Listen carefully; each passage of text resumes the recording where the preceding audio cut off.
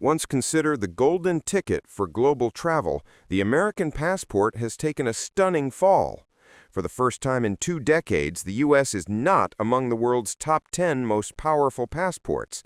The new Henley Passport Index 2025 shows the U.S. slipping to 12th place, a drop many experts link to recent diplomatic and visa decisions under President Donald Trump's second term. The Blue Book of Freedom no longer opens as many doors.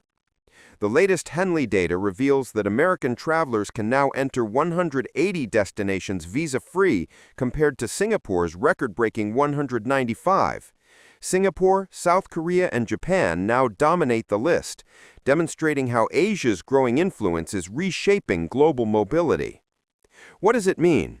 The drop shows that American travelers now have a little less global mobility. The U.S. allows only 46 countries to enter without a visa, which is low compared to others. For over 20 years, the U.S. passport symbolized power and access, but in 2025, that image is fading. So what went wrong? First, a series of global policy shifts. Brazil now requires visas for Americans again. On the other hand, China expanded visa-free travel to many countries, but excluded the U.S. Even places like Thailand, the UAE, and Vietnam tightened their rules for Americans. All this pushed the U.S. down, just as other nations were opening up.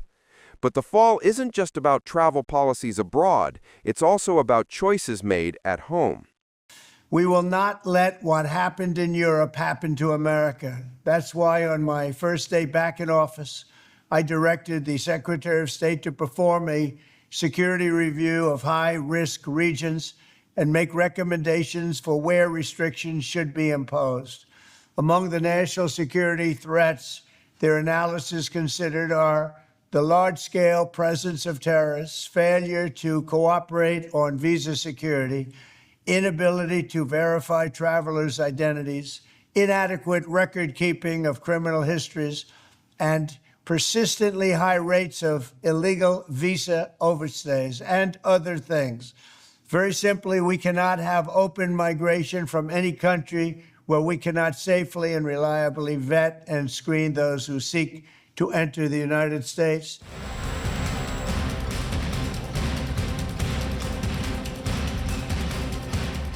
Thank you, Mr. President. One of the most abused visa systems in our current immigration system has been the H-1B non-immigrant visa program. This is supposed to allow highly skilled laborers who work in fields that Americans don't work in to come into the United States of America.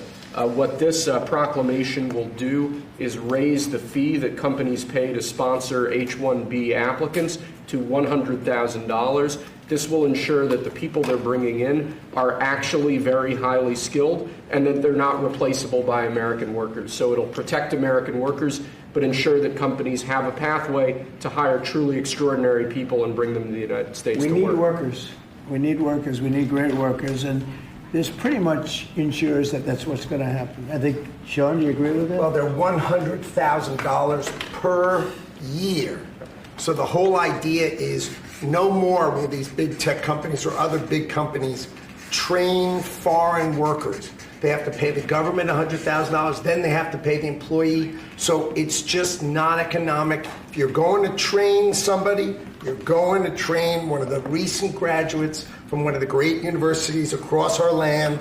Train Americans, stop bringing in people to take our jobs.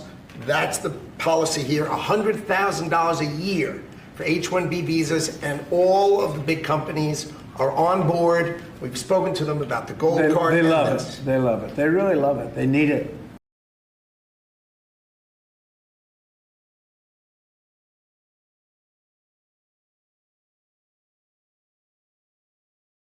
So as the U.S. tightens its borders, the rest of the world may just be moving on together.